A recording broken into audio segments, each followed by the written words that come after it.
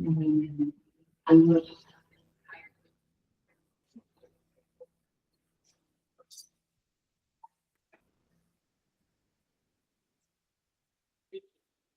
सहनावतु सहनौ भुनक्तु सह वीर्यं करवावहै तेजस्विनावधीतमस्तु मा विद्विषावहै।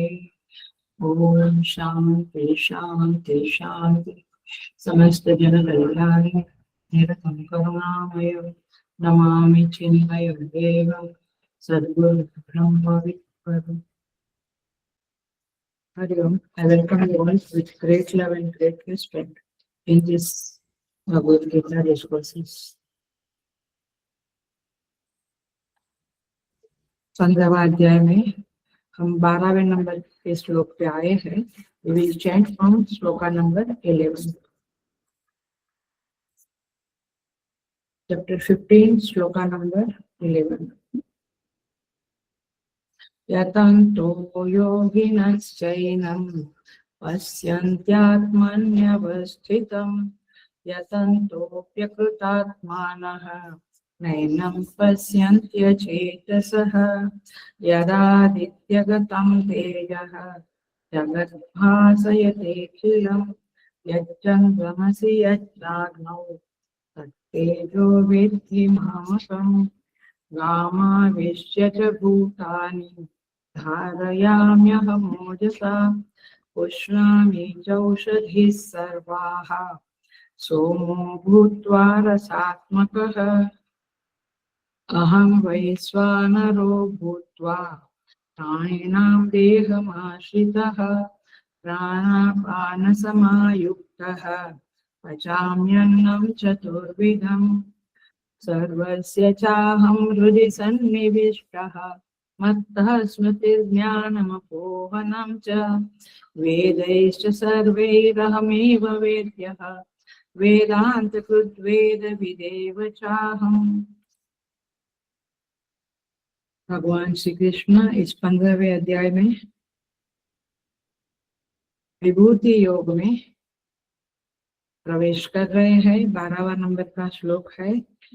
भगवान कहते हैं यह आदित्य गतम तेज, सूर्य में जो तेज है, जगत भासयते अखिलम, संपूर्ण जगत को प्रकाशित करता है. यच्च चंद्रमसि यच्च अग्नो, तथा जो तेज चंद्रमा में है और अग्नि में है, तत्तेजो विद्धि मामकम, उस तेज को मेरा तेज समझो.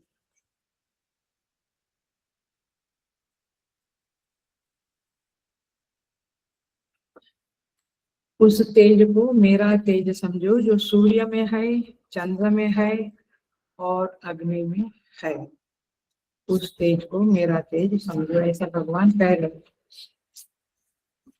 हमने मंडे को क्लास में देखा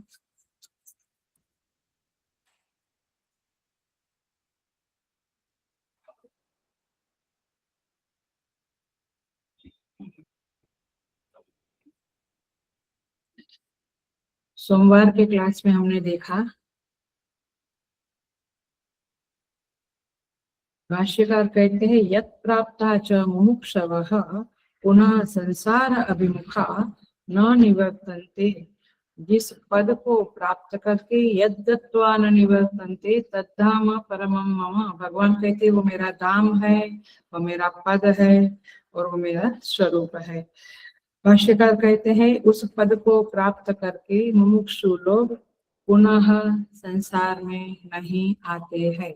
उसी पद को प्राप्त करने के लिए हमें ये विभूति प्रकरण को ठीक से समझना पड़ेगा.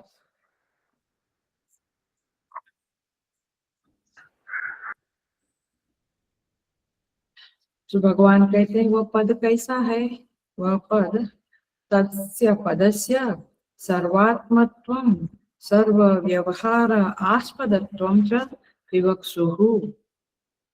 तस्य पदस्य सर्वात्मत्वं सर्व व्यवहार आस्पदत्वं च विवक्षुः.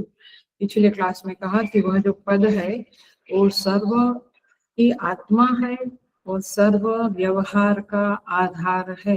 ये हमने मंडे को इसका बात किया था। अब हम सीधे विभूति में प्रवेश करते हैं। तत्तेजो विद्धि मामकम, माने वह परमात्मा अथवा वह पद अथवा वह धाम जो है, वे कहते हैं इस सूर्य चंद्र और अग्नि में जो तेज है वो मेरा तेज है, ऐसा समझो। कौन कहता है ये? भगवान।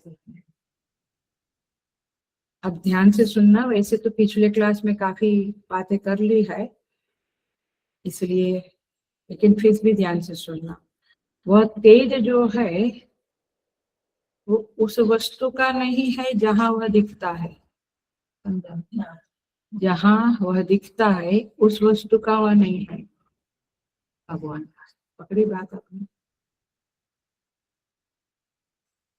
उस तेज का जो संबंधी है वह मूलतः परमात्मा है।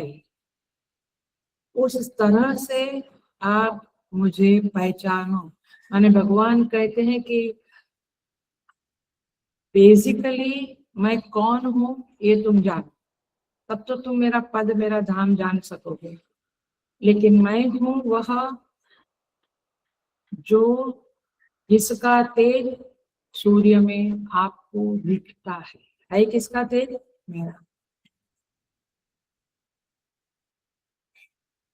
कोई व्यक्ति में बल है तो हम कहते हैं उसका बल है, बलवान है देखो। लेकिन भगवान का क्या कहना है?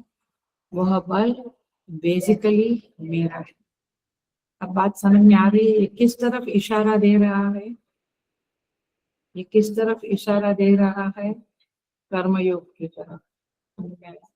एक कर्मयोग जो है जहाँ पे हम कहते हैं कि उनका है, उनका है ये कर्म, मेरा नहीं, इसका फल मुझे नहीं, ये कर्मयोग है ना। तो ये कर्मयोग की तरफ इशारा हो रहा है यहाँ पे, इसको पकड़ना। बुद्धि का ये स्वभाव है, बुद्धि आपकी कैसे चलती है ये हम तो कभी सोचते ही नहीं है कि मेरी बुद्धि कैसे चलती है। बट सोचो आप, भगवान कहते हैं, भाष्यकार समझा रहे हैं कि बुद्धि का यह स्वभाव है कि प्रायः वह चीज को उसी की मानती है जिसमें वो देखी जाती है। यानी मेरे आश्रम में किसी और का माइक पड़ा है, बट लोग क्या कहेंगे ये तो स्थानीय सेंटर का माइक है। नहीं नहीं, मैं पवई से हेडक्वार्टर से लेके आई हूँ for few days for some प्रसंग आया, बट दिखता है इधर तो क्या बोलेंगे आपका है। ऐसे किसी में बल है, हम कहेंगे उनका बल बढ़िया जबरदस्त है। रूप है, हम कहेंगे बड़ा रूपवान है। उसका रूप नहीं है, वो उनका दिया हुआ है। Are you getting the point? विभूति का ओपनिंग समझ में आ रहा है तो विभूति योग समझेगा। तो भगवान कहते हैं कि यह बुद्धि का सोचना ठीक नहीं है। ऐसा सोचना ठीक नहीं है कि जहां जो दिखता है वो उसका है। भाड़े से घर में रहते हैं ना लोग, वो घर उसका है क्या है, लेकिन लगता क्या है ये तो आप रहते हैं, आपका है। सो ऐसा भगवान क्यों कहते हैं? तत्तेजो विद्धि मामकम, टाइटल में डाला था ना, तत्तेजो विद्धि मामकम, वह तेज में हम। बट अपने को लगता है ये तो समझता है, लेकिन यहाँ पे समझने की बात है कि वो उसका नहीं है। हनुमान जी रावण से क्या कहते हैं जब मिलते हैं लंका में? पूछता है रावण, तुम कौन हो हे वानर, तुम कौन हो? हनुमान जी कहते हैं, जाके बल लवलेशते जीते हूँ चराचर झारी।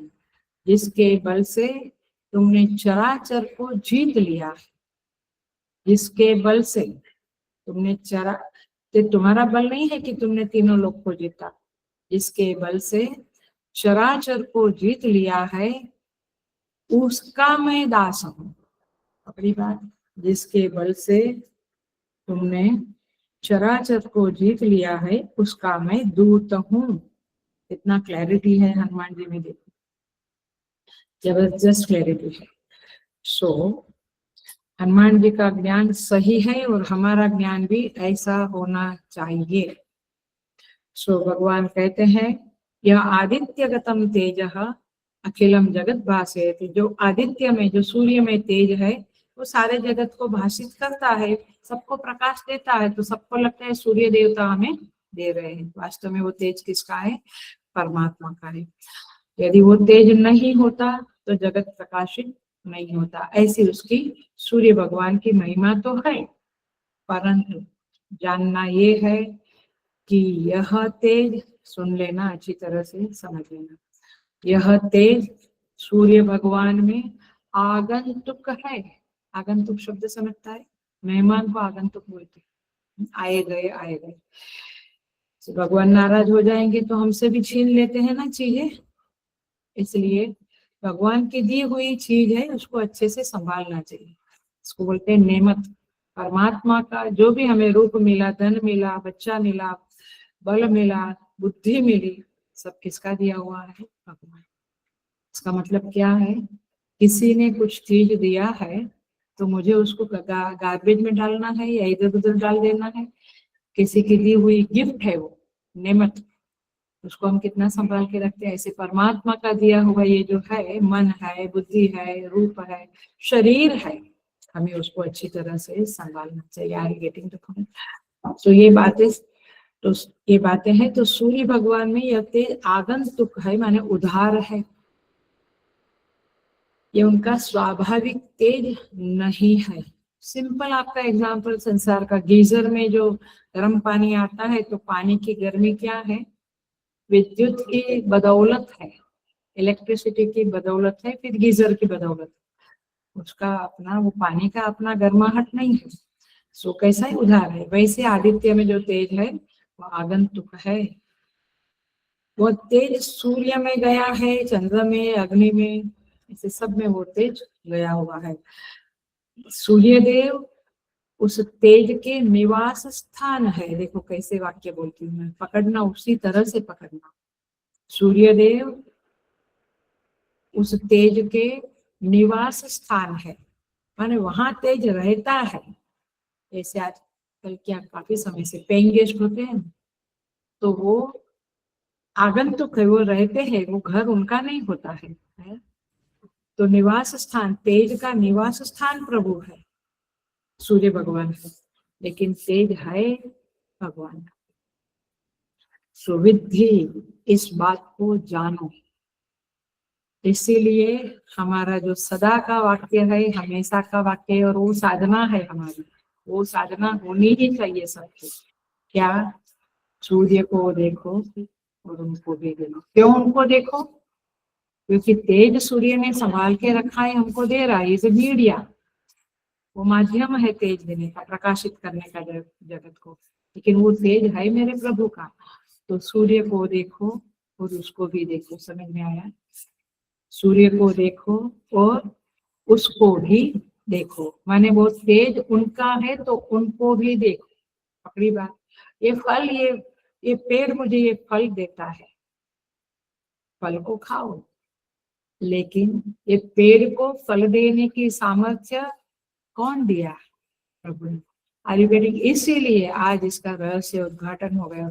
दसों से बोलती हूँ मैं, वृक्ष को देखो और उसको भी देखो। श्रद्धा से हाँ बोलना ठीक है, श्रद्धा से करना ठीक है, बट आप समझ रहे हैं इस 12 नंबर के 15वें अध्याय के 12 नंबर के श्लोक के आधार पर अब इस वाक्य का, वृक्ष को देखो और उसको भी देखो, इसका उद्घाटन हो गया, वो रहस्य खुल गया। क्यों? क्योंकि वो फल देने की सामर्थ्य उसकी है। फूल को देखो और उसको भी देखो, फूल में जो रंग है, रूप है, सुगंध है, उसकी।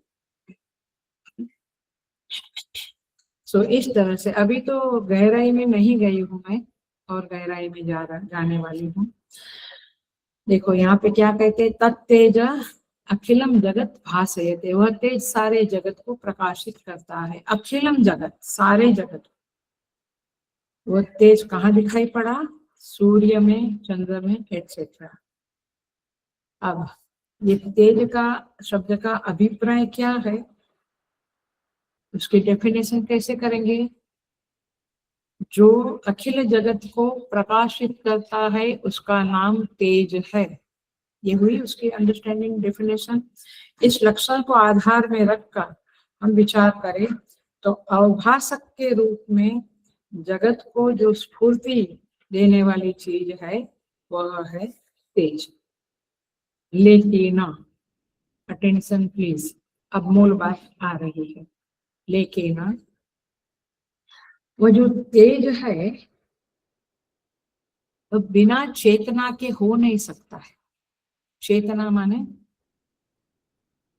नॉलेज अथवा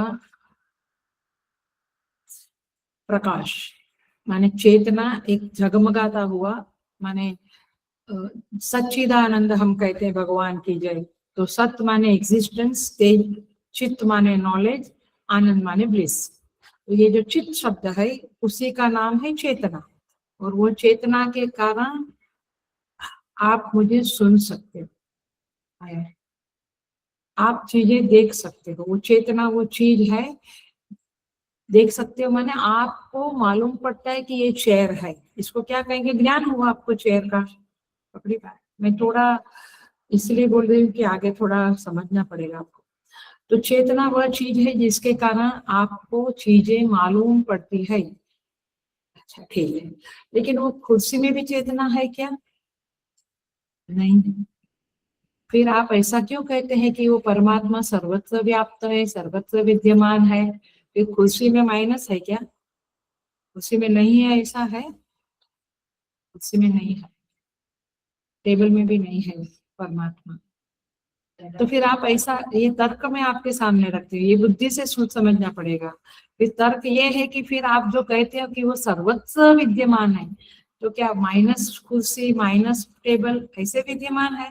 सर्वत्र माने सब जगह, तो फिर टेबल में है वो? निर्जीव है। ओके, आती हूँ उस बात पे। आप थोड़ा सा बुद्धि को सतेज रखो।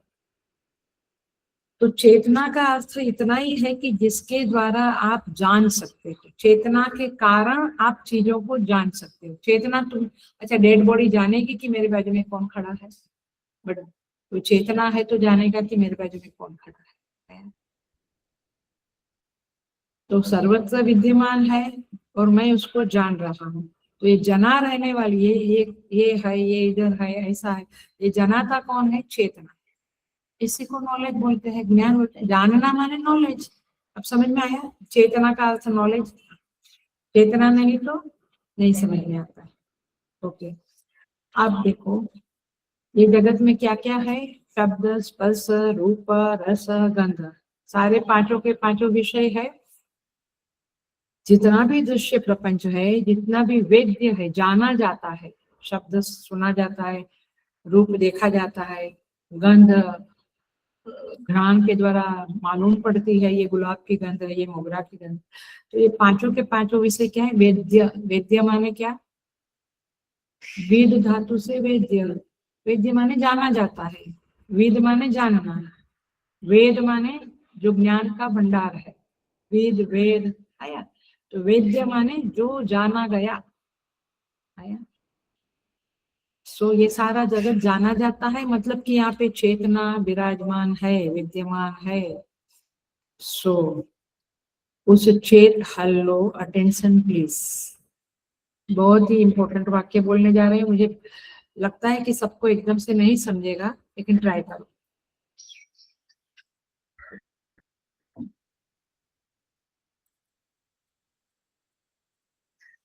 जिसके कारण जगत प्रमेय बनता है। प्रमेय माने जाना जाने वाला। मैं कौन हूँ? प्रमाता, जानने वाली। तुम कौन हो? प्रमेय, जानने वाले। जाना, जिसको मैं जानती हूँ, जाने जाते हैं तुम। तुम्हारे लिए मैं प्रमेय, तुम प्रमाता आया। और जो जानने की क्रिया है उसको प्रमा बोलेंगे। बहुत पुरानी पुरानी बात है। तो जगत मेरे लिए प्रमेय बनता है, माने वेद्य बनता है, जाना जाता है। जाना जाता है ना? क्यों जाना जाता है? क्योंकि जगत में वो चेतना है। समझी बात? वहां पे जान, चेतना क्या करती है? जनाती है। It makes you to know. English में बेटर, इट, जो चेतना है it makes you to know that वो वृक्ष में चेतना ही मतलब कि वृक्ष इट मेक्स, वो चेतना के कारण वो वृक्ष जाना जाता है। तो चेतना क्या, वृक्ष क्या बना, प्रमेय, जाना जाने वाला। वो जाहिर होता है, वो कहता है कि मैं हूं इधर, आया। तो हर चीज जानी जा रही है, प्रकट हो रही है, अपने आप को जाहिर कर रही है। तो ये किसके कारण, चेतना के कारण। उसी चेतना को तेज कहते हैं, आया। तत्तेजो विद्धि मामकम, वह तेज मेरा है। वो तेज माने वो चेतना जिसके कारण यह प्रकाश होता है। चेतना नहीं तो कुछ नहीं होगा। सो तेज शब्द एंड चेतना शब्द आर सिनोनिम्स, ये पर्यायवाची शब्द बनते हैं।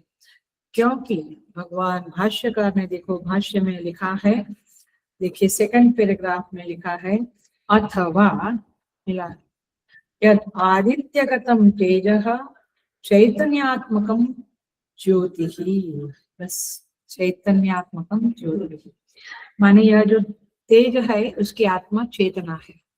चैतन्य आत्मकम ज्योतिः, ये ज्योति जो है, अच्छा ये घर में दिया जलता है, हम शाम को दिया जलाते सुबह दिन, वो ज्योत में चेतना है ही। हर एक चीज में चेतना है, तब तो वो ज्योत जल रही है। वो चेतना हटी, इसलिए प्रभु की आराधना करने को क्यों कहते हैं, बीमारी ठीक हो जावे, पैसा आवे, समृद्धि होवे, देश त्याग, क्यों? क्योंकि मूलतः वो चेतना है, मूलतः वो परमेश्वर। भक्ति की भाषा में क्या कहते हैं, अरे भगवान ने कृपा की तभी तो ये हुआ। ये भक्ति की भाषा है, लेकिन वेदांत की भाषा में क्या समझेंगे, वो चेतना के कारण ये हुआ। भक्ति की भाषा में कहेंगे प्रभु नाराज हुए इसलिए नहीं हो रहा है, प्रभु प्रसन्न नहीं है मुझ पर इसलिए काम नहीं हो रहा है, ऐसा बोलते हैं ना। इसका मतलब क्या हो, वो चेतना वहां पे मैनिफेस्ट नहीं हुई है तो सर्वत्र, बट मैनिफेस्ट नहीं हुई। अग्नि सर्वत्र है, लेकिन मैनिफेस्ट कब होता है, जब हम कांडी से जलाते हैं या ऐसे भी है। तो मैनिफेस्टेशन एक चीज है और है एक चीज है, सर्वत्र अग्नि है लेकिन मैनिफेस्ट होता है। ऐसे परमात्मा की चेतना सर्वत्र है, लेकिन वो कृपा करती है, वो प्रकट होती है, एक्सेप्ट। सो इस तरह से भगवान कहते हैं इस बात को समझो कि दुनिया, अब देखो महावाक्य जैसा बोलती हूँ मैं, क्या बोलते हैं, 40 टन, करोड़ों टन का वाक्य है ये। भगवान कहते हैं कि इस बात को समझो कि दुनिया जाहिर हो रही है, यह मेरी विभूति है। दुनिया जाहिर हो रही है, यह मेरी विभूति है। आप इसे ऐसा ही समझेंगे, ऐसा मैं मानती हूँ कि ये जगत भगवान की विभूति है। मैं ये वाक्य का अर्थ ऐसा नहीं करूंगी।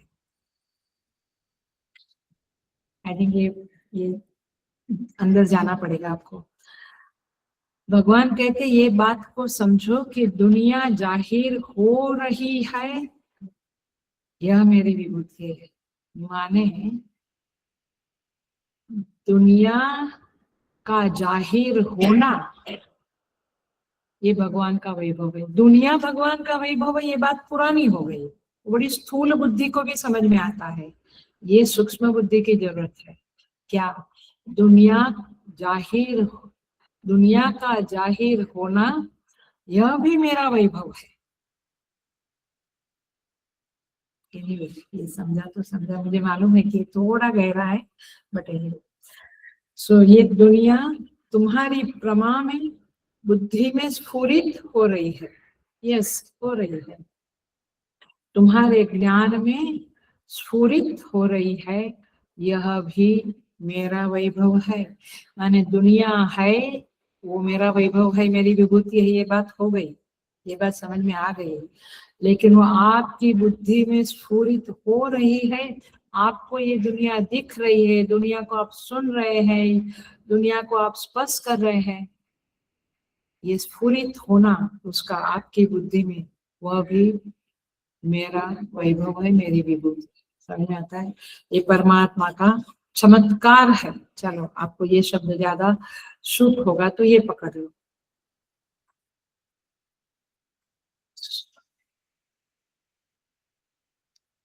देखिए, चमत्कार के बिना नमस्कार नहीं, ऐसा वाक्य हम लोग बोलते थे ना, आज अभी भी कभी बोलते हैं। लेकिन यहाँ पे समझो चमत्कार माने क्या। माने सारे जगत में, अखिल जगत में चेतना की व्याप्ति है, इसलिए जगत भाषित हो रहा है। भाषित होना माने समझता है ना, हमको मालूम पड़ता है। भाषित होना माने मालूम पड़ता है। चेतना की व्याप्ति नहीं तो मालूम नहीं पड़ता। सो जगत क्या है? प्रमेय। और मैं कौन हूँ? प्रमाता। और मेरी आंख जो देख रही है वो क्या बना? प्रमाण। प्रमाण माने साधन। प्रमाता माने जानने वाला। प्रमेय माने जिसको जाना जाता है।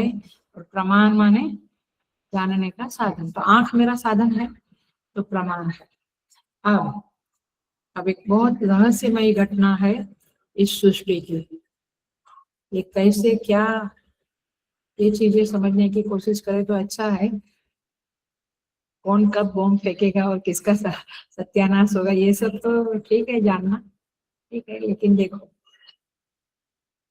हर एक प्रमाण जो होता है, ये जो 5 प्रमाण है ना, शब्द माने चक्षु, श्रोत्र इत्यादि 5 प्रमाण है। अब देखो, और मन, अंतःकरण, वो भी एक प्रमाण है। लेकिन ये देखो, यह बात, अटेंशन प्लीज, प्रमेय निश्चित करता है कि मैं किस प्रमाण के सामने अपने आप को जाहिर कर दूंगी।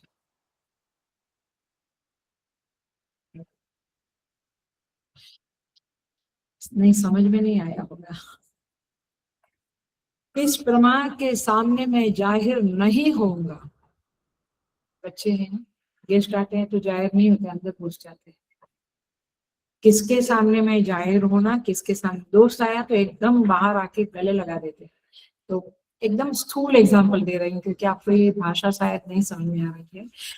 तो जैसा बच्चों का है, किसी के सामने जाहिर हो जाते हैं। फ्रेंड आया तो खुद ही दरवाजा खोल के जाहिर, गेस्ट आया तो अंदर घुस जाते, जाहिर नहीं होते। ऐसे जगत का जो सारी चीजें हैं, जो प्रमेय है, वह स्वयं निश्चित करता है कि मुझे किसके सामने जाहिर होना है और किसके सामने जाहिर नहीं होना है।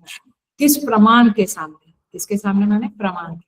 अब देखो, जो शब्द है वह निश्चय कर लेता है कि मैं श्रोत माने कान जो प्रमाण है उसके सामने ही जाहिर होऊंगा, सबके सामने नहीं होगा। Is that right? नहीं समझता है। ये शब्द मैं बोलती हूँ, वो नाक में घुसता है क्या? आंख में घुसता है? वो कौन उसको जानता है? नाक, आंख। हाँ, आप समझा? वो शब्द ने डिसाइड किया है कि सामने कान नाम का प्रमाण है तो मैं जाहिर होऊंगा, नहीं तो नहीं होऊंगा। अब समझी बात? थोड़ा उल्टा बोलने आया। वो नाक नहीं जानेगा उसको। क्यों?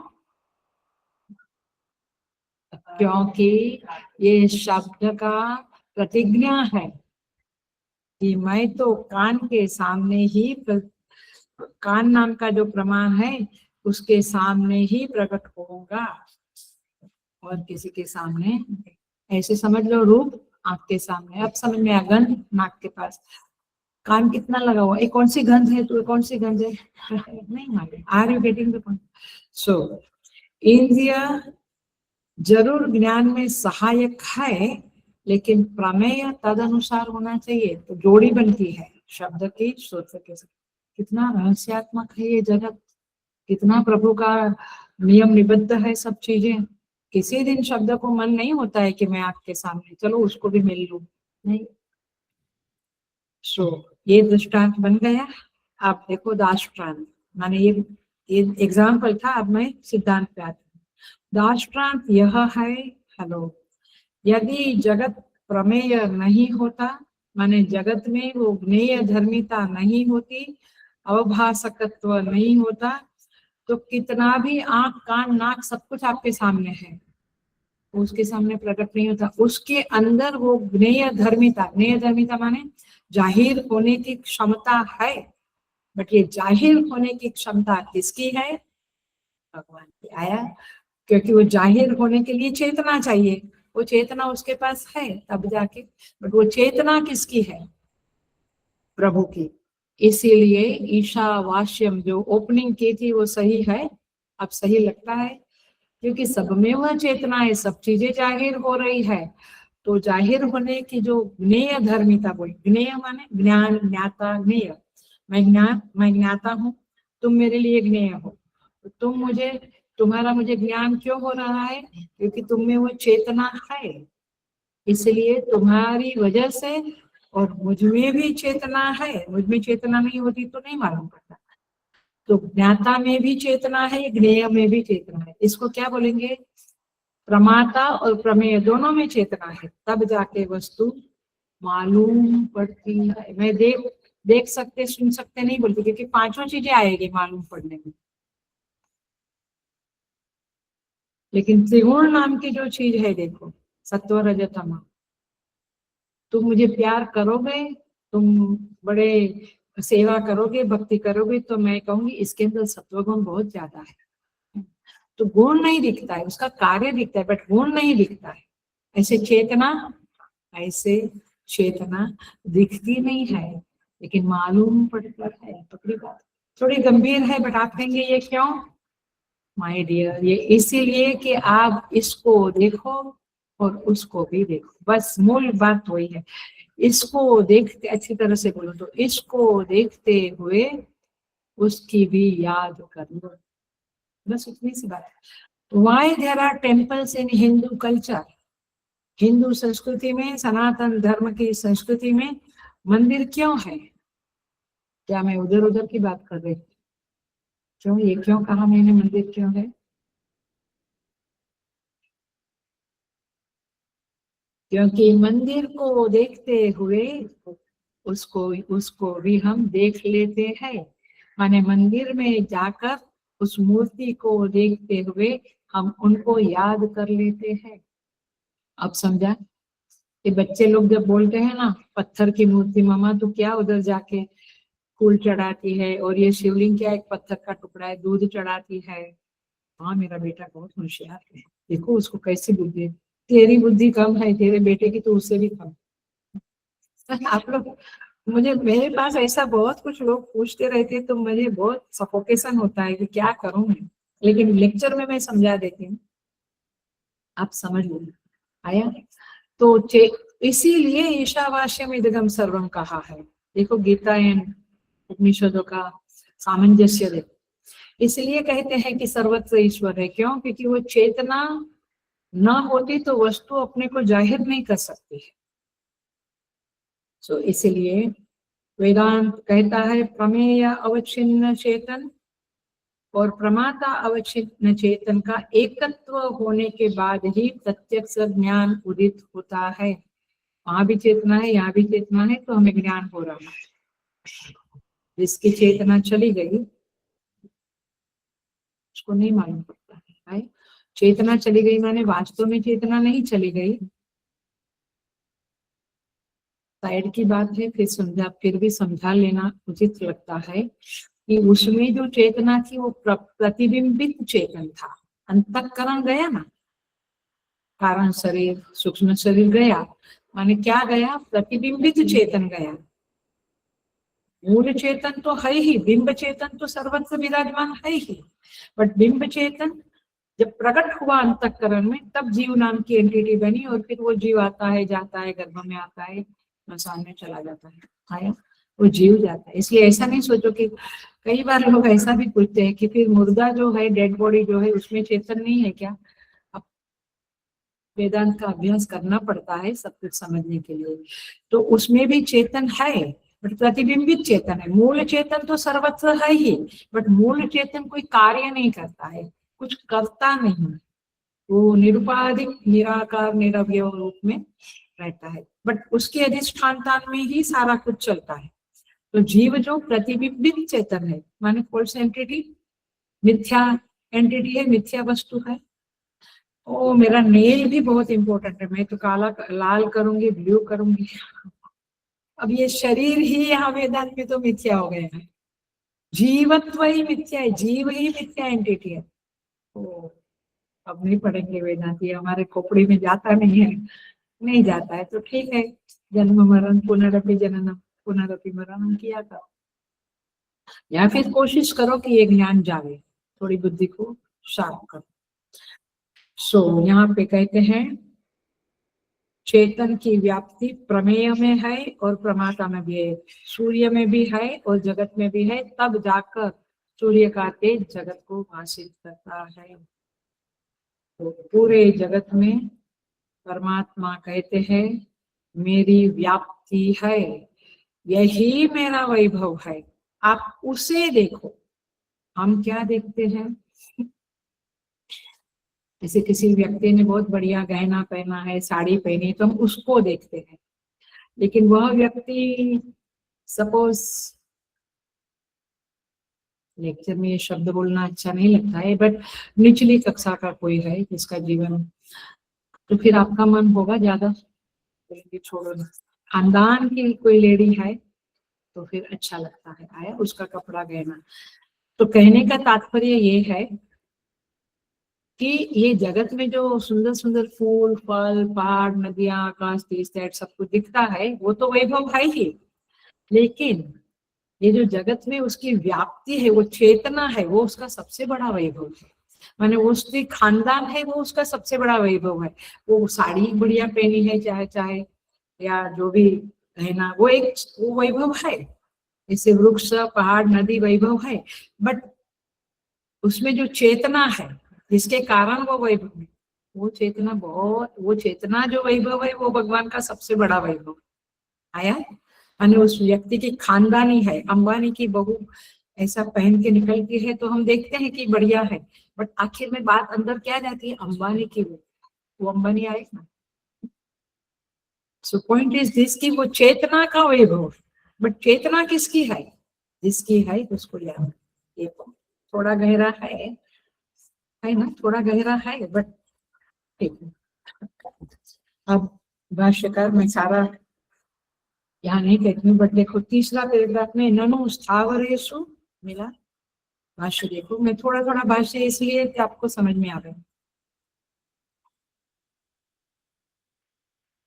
ननु स्थावरेषु जंगमेषु, देखो पूर्व पक्ष क्या कहते हैं, वो चेतनमयी ज्योति तो चराचर सभी पदार्थों में समान भाव से स्थित है। समान भाव से के नीचे दो अंडरलाइन कर लो, अभी प्रश्न समझना पड़ेगा। फिर यह विशेषता कैसे बतलाई कि जो तेज सूर्य में है इत्यादि। माने हे भगवान, आपको गुलाब का फूल नहीं याद आया, आपको ये पत्ता याद नहीं आया पेड़ का, आपने ऐसा क्यों कहा सूर्य में तेज है, सभी जगह पे वो तेज है, चेतना है, समानता से सर्वत्र विराजमान है, फिर आप सूर्य का ही नाम क्यों लिया। ये क्या है, प्रश्न है कि उत्तर है, प्रश्न है। अब उत्तर क्या है देखो, न एष दोषः, शंकराचार्य जी कहते हैं चौथा पैराग्राफ, न एष दोषः। अब अंडरलाइन करने जैसी जगह है, सत्वाधिक्यात आदित्य उपपत्ते है, सत्व की अधिकता के कारण, उनमें अधिकता संभव होने के कारण यह दोष नहीं है। माने स्वच्छता की अधिकता के कारण, सत्व की अधिकता के कारण यह दोष नहीं है कि भगवान ने सूर्य का नाम क्यों लिया और उसका क्यों नहीं लिया, भगवान ने क्यों पक्षपात किया। नो, भगवान पक्षपात करने वाले नहीं। बट हमें तो समझना पड़ेगा ना, ये प्रश्न हमारा भी बन जाता है, शिष्य का बनता है तो, कि हाँ सूर्य का नाम भगवान क्यों लिया, क्या उसके अंदर वो परमात्मा ज्यादा ज्यादा क्वांटिटी में क्वालिटी में विराजमान है, नहीं ऐसा नहीं है। क्यों, समस्त सर्वेषु भूतेषु, भगवान तो सर्वत्र सम है, सम है माने समान है। आंसर देखिए, तो यहाँ पे प्रश्न है कि आप सर्वत्र समान हो लेकिन सूर्य का नाम क्यों लिया आपने। तो यहाँ पे कहते हैं सूर्य में, चंद्रमा में जो प्रकाश दिखता है, एवं अग्नि में विद्युत में, तारों में तारे, आकाश में जो तारे हैं, इन सब में प्रकाश है। लेकिन अभी हमने भाष्यकार के खोलने से उस तेज का अर्थ चेतन किया, राइट? चैतन्यात्मकम तेजः, तो सर्वत्र ये व्याप्त है। लेकिन ये विशेषण क्यों है? क्योंकि ऐसा नहीं है कि कहीं ज्यादा कहीं कम चेतन है, लेकिन यह जो उपाधि है, सूर्य की उपाधि है। अच्छा, एक गिलास में ज्यादा दूध रखा है, एक गिलास में कम रखा है, दो भाई है, दोनों को ग्लास दिया, तो उसमें दूध की समानता नहीं है, दूध कम ज्यादा दिखता है, बट ये दूध कम ज्यादा दिखता है, इसका श्रेय किसको जाता है? वो किस कारण दिखता है कम ज्यादा? हाँ, डालने वाले ने, बेचारे ने उसको कम दिया, उसको मैं क्या बोला, एक कम ग्लास, हाँ, ग्लास की वजह से, हे भगवान, ग्लास की वजह से एक ग्लास छोटा है, तो माँ ने छोटे बच्चे को छोटा ग्लास दिया, बड़े को बड़ा ग्लास दिया, तो दूध है, लेकिन वो उपाधि, अब दूध वो उपाधि है ना, उपाधि माने एक उसका कवरिंग, एक वो उपाधि की वजह से आप कहते हैं इसको कम दूध दिया, उसको ज्यादा, बट वो दोष आप किसको बोलते हैं? दूध कम दिया, दूध ज्यादा दिया, लेकिन दोष कहाँ है? ग्लास बड़ा है, ग्लास छोटा है। अरे लेकिन उपाधि शब्द पकड़ लिया। ये दृष्टांत बड़े रफ एग्जाम्पल देती हूँ जो देने नहीं चाहिए, बट अभी आपको देखो कैसे समझ में आया। ऐसे ही यह जो चेतना है, ये जो तेज है, वो धारण करने की, मैंने ज्यादा दूध धारण करने की क्षमता बड़े ग्लास में है। ऐसे ज्यादा चेतन, ज्यादा तेज ग्रहण करने की सामर्थ्य आदित्य में है, सूर्य में। आया तो सूर्य का नाम, भगवान ने सूर्य में ज्यादा घुस गए हैं ऐसा नहीं है, वो सूर्य की जो उपाधि है, उस उपाधि में उस तेज को ग्रहण करने, अधिक ग्रहण करने का सामर्थ्य। उपाधि तत्व, तो कारण माने सभी में जो व्याप्त है परमात्मा, वो तो कारण रूप से है ही, बट ये विशेषण क्यों दिया? क्योंकि उसका कारण है कि उसके अंदर वो सामर्थ्य है। ये तो तेज में, तो तेज माने प्रकाश में तो हमें ये कोई बाधा नहीं है, we are able to accept this, understand this, but अब फिर से अगेन 100 मन का अटेंशन देना पड़ेगा। अब वो तेज को क्या बोला? चेतन। ये सूर्य जो हमें दिखता है आकाश में, वो तो अधिभूत सूर्य है, लेकिन वो चेतन, माने वो चेतन जहाँ है उसको कहेंगे हिरण्यगर्भ। हिरण्यगर्भ माने वो विराट पुरुष हिरण्यगर्भ। तो जो हिरण्यगर्भ की उपाधि, यानी उस चेतन की उपाधि वाला जो हिरण्यगर्भ है, उसकी उपाधि बहुत सात्विक है, अत्यंत सात्विक है। देखो हमारी आपकी उपाधि अत्यंत सात्विक नहीं है, सत्व रज तम है, कभी रज बढ़ गया, कभी सत्व, कभी तम, सब गड़बड़ी गड़बड़ी। हिरण्य गर्भ की उपाधि प्योर सात्विक है, शुद्ध सत्व, इसीलिए वहां पे वो तेज एक्सेप्ट करने की ताकत ज्यादा है। आ रही बात? जैसे आपका वोल्ट क्या 100 वोल्ट, 50 वोल्ट, वॉटेवर बल्ब, तो तो बेचारी विद्युत को दोष मत दो कि तू इधर ज्यादा है, इधर कम प्रकाश देती है, चल तेरे को अभी गला काटता हूँ। यू कांट, मूर्खता। ऐसे ये सूर्य में वो जो उसका जो अधिदैव रूप है हिरण्यगर्भ, उसकी उपाधि शुद्ध सात्विक है, इसीलिए वहां पे हर चीज को, बुद्धि माने ज्ञान, प्रकाश, करुणा, प्रेम, सारी चीज को अधिक मात्रा में लेने की सामर्थ्य। तभी तो हम उनको पूछते हैं कि हे हिरण्यगर्भ प्रभु, आप मुझे ज्ञान दो। क्यों? क्योंकि वो बुद्धि उनकी प्योर सात्विक है, सारा ज्ञान उधर पड़ा है। तभी तो शंकराचार्य जी ने क्या कहा था, जब शिष्य लोग बोले कि आप बहुत ज्ञानी है, तो उन्होंने वो लकड़ी नदी में डाली और वो पानी का 2-4 बूंद आया, बोला मेरा ज्ञान इतना ही है। हिरण्यगर्भ के ज्ञान के संदर्भ में मेरा ज्ञान इतना ही। क्यों? उपाधि, हमारी दृष्टि से उनकी उपाधि बहुत सात्विक है। शंकराचार्य जी के, आदि शंकराचार्य जी के, आदि शंकराचार्य जी के तो, और उनके संदर्भ में विराट हिरण्यगर्भ, विराट पुरुष। समझ में आ रहा है? तो ये सब विभूतियां क्यों बनी है? क्योंकि उपाधि उनकी ज्यादा बेटर है, इसके लिए। तो ये जो हिरण्यगर्भ है वो सूर्य का अधिदैव रूप है, और नभ में आकाश में जो सूर्य दिखता है, नभस्थ सूर्य, वो उसका अधिभूत रूप है, और हिरण्यगर्भ उसका अधिदैव रूप है। समझा? और उसका आध्यात्मिक रूप क्या है? आप फंस गए। अब एक गुड, वेरी गुड, चक्षु, वेरी गुड। यानी चक्षु इंद्रिय में जो बैठे हैं, जिसके कारण हम देख सकते हैं, उनका नाम है आध्यात्मिक सूर्य।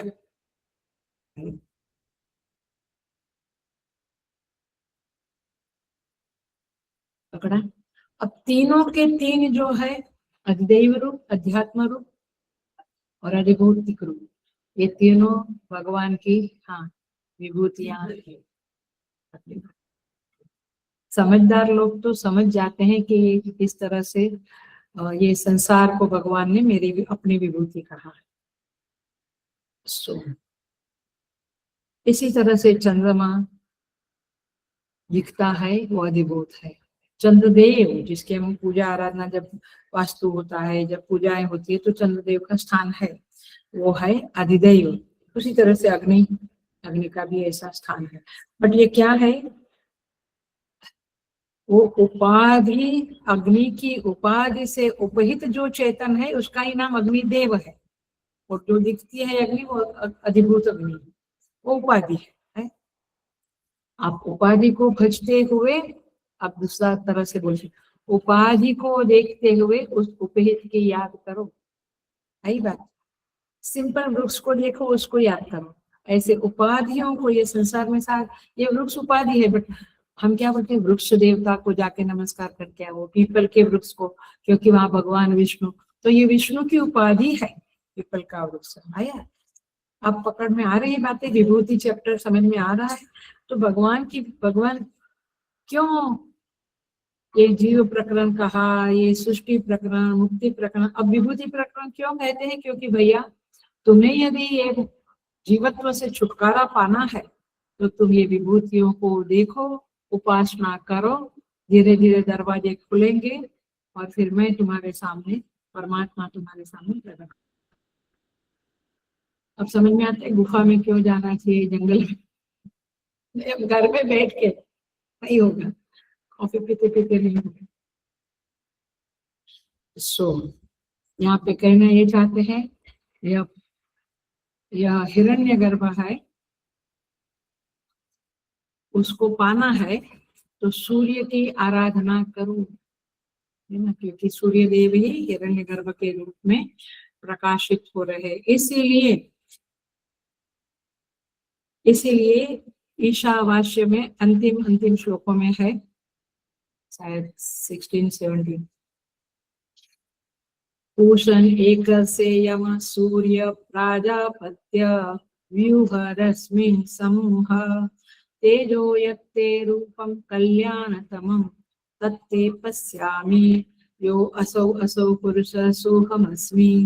क्या कहता है वो आदमी, वो जो मर रहा है, मुमूर्षु, मरने की घड़ी में पहुंचा है, वो कहता है, हे सूर्य देव। इसलिए वरंडा में आदमी को सुलाते थे पहले, मालूम है? अभी तो कोई पॉसिबिलिटी नहीं है तुरंत पलंग से नीचे चटाई डाल के वरंडा में, ऐसे गाँव में, वो सूर्य को देख सके, उसकी आराधना कर सके, उसको देखते हुए अपने प्रभु को याद कर सके। बट ये कब होगा? तब जब उसने सारी जिंदगी सूर्य को एक लोटा पानी चढ़ाते हुए उनकी भक्ति की है, तब वो मृत्यु के समय याद आएगा, नहीं तो नहीं आएगा। वो कहता है, हे सूर्य, हे पूषण, हे प्राजापत्य, आपकी रश्मियों को समेट लो, जरा हटा दो, आपका जो तेज है उसको समेट लो। अब मैं वो समेट लेते हैं, अब मैं आपके, ताकि मैं आपके कल्याणतम रूप को देख सकूं। कल्याणतम रूप क्या है? अधिदेव, हिरण्यगर्भ। आप ये रश्मियों को हटाओ तो मैं आपका अधिदेव रूप देख सकूं। और देखता है वो, वो साधक है हमेशा, वो देखता है। तत्ते पश्यामी, बोलता है कि अब मैं उस कल्याणतम रूप को देख पा रहा हूँ। Thank you Suryadev. यो असव असो पुरुषः सोहम अस्मि, अब मुझे मालूम पड़ गया है ये असौ असौ माने यह जो पुरुष है, यह जो विराट पुरुष हिरण्यगर्भ है, वो मैं ही। अब उसको ये जीव जगत और ईश्वर की एकता का ज्ञान हो गया, यानी उसको वो ईश्वर और जीव में भेद नहीं मालूम पड़ता है, क्योंकि वो ऊंचा साधक है। तो इस तरह से यहाँ पे ये बातें चल रही है। जो ज्ञानवान पुरुष है, देखो अब तुम्हारी बात, पत्थर, पत्थर क्या बोला तुमने, निर्जीव है। ये पुरुष, ये टेबल निर्जीव, निर्जीव है, निर्जीव है, बट चेतना तो है।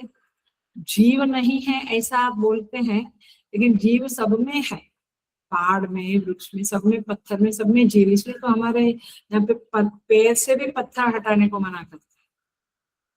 आदमी तो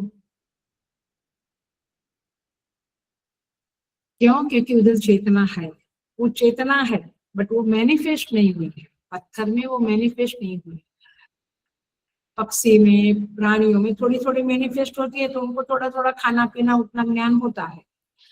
मनुष्य में ज्यादा प्रकट हुई है। मैंने कई पिछले कभी तैतरीय वगैरह में बोला है कि 1 कला, 2 कला, 3 कला ऐसे प्रकट होती है। तो मनुष्य में 4 कला ज्यादा से। और कोई ज्ञानी है, महर्षि पतंजलि, पाणिनि, आदि शंकराचार्य, उसमें 7 कला, उससे ज्यादा नहीं होता है। तो भी हम उनको क्या कहते हैं, भगवान शंकराचार्य। क्यों, वो ठीक है, आपकी भावना के अनुसार ठीक है। क्यों, क्योंकि वहां पे उस चेतना का बहुत विस्तार दिखाई देता है, क्योंकि उनकी उपाधि ऐसी है कि उस चेतना को वे ज्यादा ग्रहण कर सकते हैं। चेतना स्वयं तो सर्वत्र समान ही है। सो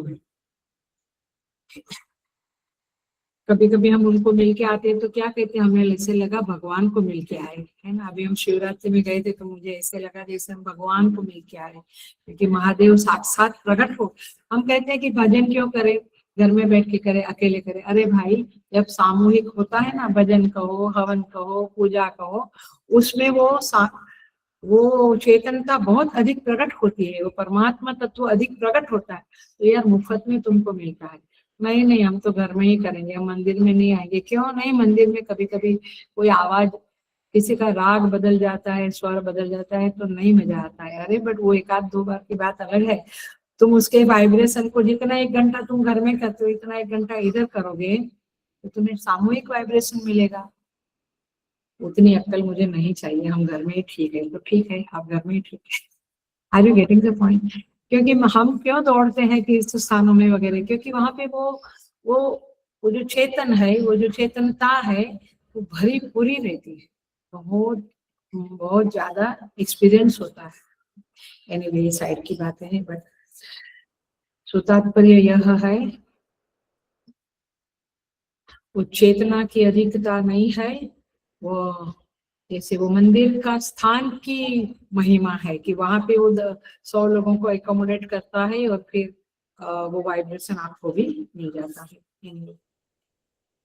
तो इसमें एग्जाम्पल देते हैं भाष्यकार। जैसे हमारा जो प्रतिबिंब है वो दीवार में नहीं पड़ सकता है, कहाँ पड़ सकता है, मिरर में। क्यों, क्योंकि उस मिरर में जो स्वच्छता है, प्रकाश है, वो उसकी स्वयं की सामर्थ्य है।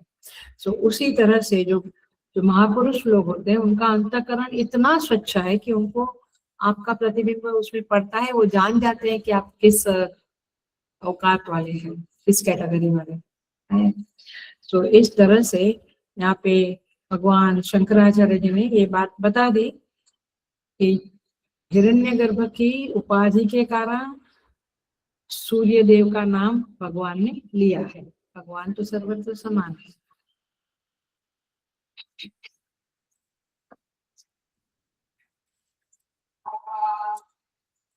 आगे देखते हैं चंद्रमा शब्द। अब हिरण्यगर्भ और सूर्य देव का कंपैरिजन, माने अधिदेव अधिभूत देखा। अब चंद्रमा अधिभूत दिखता है, वो अधिभूत है। चंद्र देवता जो है वो अधिदैव है। और अध्यात्म में क्या आएगा?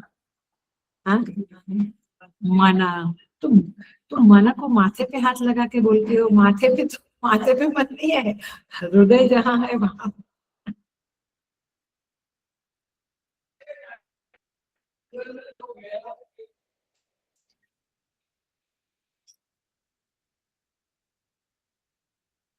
इसलिए क्या बोलते हैं, मनस देवता चंद्रमा, पुरुष सूक्त में आता है ना, मनस चंद्रमा मनसो जाता है। तो मन ही उसका अध्यात्म है, दिखता है वो अधिभूत है। और इसके पीछे चंद्रदेव जिसकी आप आराधना करते हैं। आप क्या बोलते हैं? हम जब छोटे थे तो मम्मी क्या बोलती थी? माँ, चांदा मामा, चंदा मामा, चंदा है ना, मामा बोलती थी। सो मतलब उसको एक संबंध दिया, उसको एक व्यक्तित्व दिया।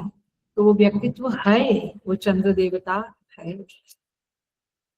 और इसलिए ये अधिदैव है। और उसी तरह से अब थोड़ा सा एक दो बताती हूँ, आप आगे का बातें समझ लेना। वाचो देवता, वन में आया अग्नि। वाणी का देवता कौन है? अग्नि देवता है। और इसीलिए ये दो साइड की बात है, बट काम की बात है करके। इसीलिए जब एसिडिटी होती है, जलन होती है, तो डॉक्टर कहते कम बोलो। मैंने मेरे को तो बोलते ही है, जब भी है आयुर्वेदिक डॉक्टर तो बोलेंगे कम बोलो, क्योंकि बोलने से वो अग्नि प्रज्वलित होती है। अग्नि का कार्य है, तो अग्नि तो मैनिफेस्ट होती ही है। तो उसके कारण हमें थोड़ा तकलीफ, माने शरीर में माने गर्मी बढ़ जाती है काइंड ऑफ।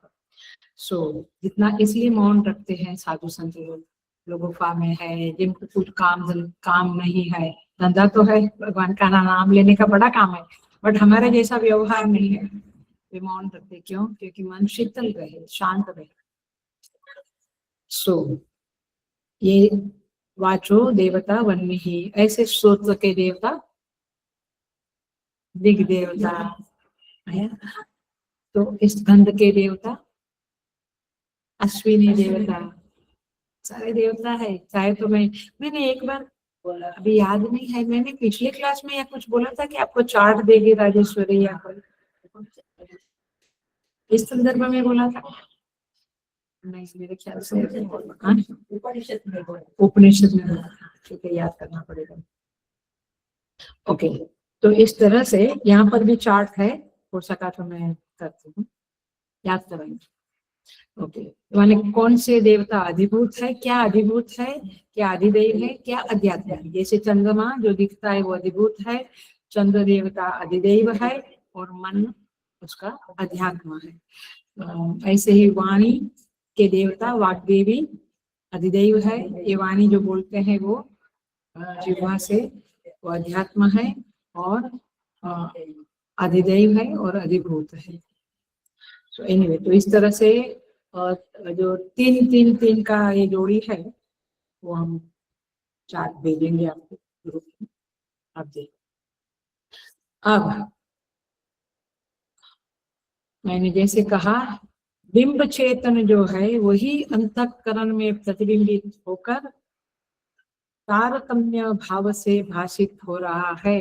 जैसे तारतम्य भाव से अग्नि में प्रकाश, चंद्रमा में प्रकाश और सूर्य में प्रकाश, तारतम्य भाव से अधिक कम, अधिक है कहीं कम है, वैसे यह चेतना व्यक्तियों में, प्राणियों में, पशुओं में, जैसे चींटी है उसमें वेरी लिटिल, हाथी में थोड़ा ज्यादा, जैसे उपाधि, ऐसे तारतम्य भाव से भाषित हो रही है।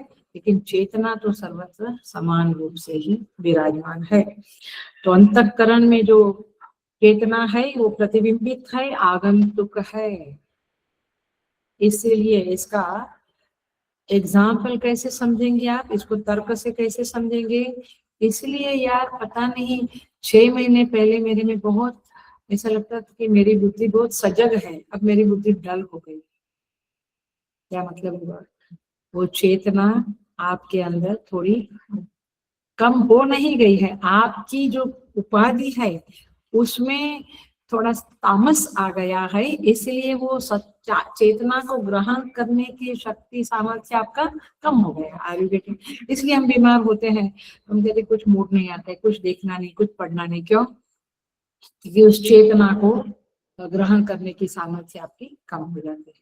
इसलिए अब समझता है भगवान को क्यों याद करना चाहिए, सतत याद करना चाहिए, क्योंकि वहीं से, वही हमारा सोर्स है, जहाँ से स्रोत है, जहाँ से हमें ज्ञान, भावना, विचार, शक्ति, बल सब कुछ मिलता है। इस तरह से यह श्लोक का अर्थ समझना है। अब अंतिम चरण है इसका, माने लास्ट बात है इसका व्यावहारिक, इस श्लोक को हम कैसे समझें। तो इतना ही है, वो सूर्य, चंद्र, अग्नि, अग्नि तो रोज देखते, कुकिंग करते समय आप लोग 2-3 घंटा किचन में, देखो अभी से ये साधना शुरू करो। गैस चलाया, अग्नि दिखा, तुरंत पहले उनको याद कर। वो ही करने के लिए हम चूल्हा जलाते हैं तो कुछ मंत्र बोलते हैं, खाना खाते हैं तो कुछ मंत्र बोलते हैं, क्योंकि वैश्वानर आगे आएगा, वैश्वानर रूप में वो हमारे जठराग्नि में विराजमान है। पहले पहले अग्निदेव का आह्वान करते, क्योंकि उनके बिना तो नहीं जलता है। करेक्ट। सो इस तरह से समझ में आता है ये बातें। सो ये विभूतियों का स्मरण, विभूति के रूप में परमात्मा जब प्रकट होते हैं, अथवा वो विभूति के रूप में जब हमारे सामने दिखते हैं, तब हमें उनका जो वैभव है, इसको देखते हुए उस परमेश्वर की याद करनी चाहिए। दैट्स द ओनली थिंग ये चैप्टर सिखा, ये 4 श्लोक विभूति का आपको सिखाते हैं। उसमें अलग अलग आता है, जैसे अर्जुन ने पूछा था, केशु केशु च भावेषु चिंत्यो से भगवान मया, मैं किस किस रूप में आपका आराधना करूं। फिर भगवान ने 10वें श्लोक में बहुत सारी बताई थी विभूतियां, 11वां में भी, और यहाँ पर भी 4 श्लोक में बताते हैं। कहते हैं कि सूर्य देव के बारे में कभी तो सोचो, कभी आप बैठे हैं, कभी कुछ आपको आजकल कहते हैं ना योगा वाले या डॉक्टर लोग आयुर्वेदिक या ऐसे, कि थोड़ा ऑफिस में आपका स्पॉन्डिलिसिस होता है, दिस एंड दैट, थोड़ा आधा घंटा काम करके 5 मिनट वॉक करो। ऑफिस में, ऑफिस वाले जो कंप्यूटर वाले लोग हैं उनको बोलते हैं, क्यों? उनका तबीयत के लिए। लेकिन आप क्या करो, तो जब घूमना है तो थोड़ा खिड़की में जाके सूर्य देव को देखो, देखो आपकी आराधना भी हो जाएगी, आपका स्ट्रेचिंग भी हो जाएगी। क्या करना है उनको देखते हुए, हमें याद करना है कि अरे ये तो परमात्मा की साक्षात विभूति है। तो आपको परमात्मा याद आया। ये बीच की 5-5 मिनट की साधना है। किचन में भी आप लोग थोड़ा थकते हैं तो 5 मिनट सोफा पे बैठते हैं, तभी आंख बंद करके स्मरण करो, या खिड़की में से उनको देखो। जो संचालकत्व ईश्वर में है वह सूर्य में है। ईश्वर ये सृष्टि चलाते हैं, बट सूर्य देव भी चलाते हैं, संचालकत्व उनमें भी है। ये बातें याद करो, इधर उधर की क्यों याद करते। अनुग्राहकता जो ईश्वर में है वह सूर्य में भी है, वो अनुग्राहक है, कृपा करता है हमारे ऊपर। जो तेजोमयता, प्रगल्भता परमात्मा में है। प्रगल्भता माने किसी से न हारने की ताकत, प्रगल्भ। ऐसा सूर्य भगवान में भी, वो किसी से कभी हारते नहीं है, थकते नहीं है। तो चुंबकीय बल उनके अंदर है, जिसके कारण सौरमंडल अपनी कक्षा में स्थित है। कितना सारा उनका महत्व है, विभूति है। उनके कारण, उनके ताप के कारण जल से बादल बनते हैं, फिर बरसते हैं, जीवन चलता है, फसलें उगती है, फल फूल उगता है आया, और सब कुछ नियम में। गर्मी में गेहूं नहीं और सर्दी में धान नहीं उगा सकते, माने हर चीज नियम में चलती है। ये सूर्य भगवान का उपकार है, ये उनका शासकत्व है। जो परमात्मा में है वो उनमें भी है। उनके कारण पक्षियों की दिनचर्या, मनुष्य की दिनचर्या, पेड़ों की दिनचर्या, सब कुछ ठीक ठाक चलता है। तो ये सारे उपकार उनके हैं। पूरी दुनिया की नियमित प्रवृत्ति का प्रवर्तक केवल एक अकेला सूर्य है। तो ऐसे सूर्य भगवान को कभी हमने कृतज्ञता के भावनाओं को धारण करके कभी हमने उनसे आत्मीयता का भाव नहीं बनाया। अब बनाओ, सीधा परमात्मा से नहीं बनेगा, पहले उनके फैमिली से थोड़ा करना पड़ता है, थोड़ा है ना, पहले सो तात्पर्य ये है कि ये परमात्मा का वैभव है, उसे देखकर उनकी याद करनी चाहिए। अग्नि को देखकर भी परमात्मा की याद आती है, क्योंकि इसलिए पारसियों में अग्नि ही देवता है। पारसी कम्युनिटी जो है वहां पे अग्नि को ही ये करते हैं। सो देखो, हिंदू समाज में अथवा सनातन धर्म में अग्नि को हमेशा याद है, मुझे तो याद है, हमारे घर में तो रहता था, हमेशा दिया प्रज्वलित रहना चाहिए, अग्नि प्रज्वलित रहनी चाहिए। तो और दूसरी बात कि उसी अग्नि से सारा जो यज्ञ एवं हवन कार्य है वो होता है। पहले अग्नि को ही नमस्कार करके आह्वान करते हैं। तो अग्नि की जब आराधना करो तो इस तरह से होती है, सूर्य की करो, चंद्रमा की करो, चंद्रमा की। और अभी 13वां श्लोक जो आएगा अगले क्लास में तभी पता चलेगा कि चंद्रमा का और भी बड़ा कंट्रीब्यूशन है। और इसलिए शास्त्र में ऋग्वेद का पहला मंत्र अग्नि के बारे में है, अग्नि मीले पुरोहितम। मतलब ये है कि ये अग्नि हमारा हित करे। सबसे पहले अग्नि देवता को ये नमस्कार करके हम यज्ञ करते हैं, और ये हमारा हित करने वाली है ऐसा, क्योंकि हम हवन करेंगे, यज्ञ करेंगे तो हमारा हित होगा। वेद में अग्नि के लिए और एक शब्द आता है, रत्न धाता। मतलब जितने भी रत्न है वे सब अग्नि में से निकलते हैं। मतलब ये है कि रत्नों को धारण करने वाला जो तत्व है वह है अग्नि। जो भी धातु है वे अग्नि में, अग्नि के गर्भ में जाए बिना शुद्ध नहीं हो सकते। शुद्ध सोने को शुद्ध करना है तो अग्नि में जलाना पड़ता है, तो शुद्ध हुए बिना उसका कोई उपयोग नहीं होता है। तो इसीलिए कहने का तात्पर्य है कि ये सब सम्माननीय है, वंदनीय है, पूजनीय है। आप उनकी पूजा करो, वंदन करो, उनका आराधना करो, और उनके जरिए उनमें जो अग्नि तत्व है, चंद्र में जो शीतलता है, सूर्य में जो ये इतना सारा जीवन देने की सामर्थ्य है, ये सब उनकी है ऐसा समझते हुए। खाली वो बैल की तरह, बैल खाली उसको बांध देते हैं, उतना ही देखता है, वो आजू बाजू नहीं देख सकता है। ऐसे हम केवल उतना ही ना देखे कि हाँ सूर्य देव अग्नि जीवन देता है, चंद्रमा शीतलता है, उतना नहीं, वो शीतलता उस परमेश्वर की है, ऐसी समझ धारण करो। और उस समझ के मुताबिक विभूतियों का स्मरण करते हुए, जैसे हम अभी अपने बाजू में स्वामी समर्थ का मठ है, तो स्वामी समर्थ को वो भी एक विभूति है परमात्मा की। सारे महात्मा उनकी विभूति है, तुझे गुरुदेव भी, तपन भी महाराज, सब कोई। तो उनको नमस्कार करते हुए उस परमात्मा को याद करो, दैट्स द पॉइंट। इसलिए तो महात्माओं का भी मंदिर होता है, होता, it's fine, nothing wrong in Hindu culture, nothing wrong. हमारी समझ नहीं, इसलिए हमको लगता है ऐसा क्यों वैसा क्यों, महात्मा का क्यों, अरे देवता का है।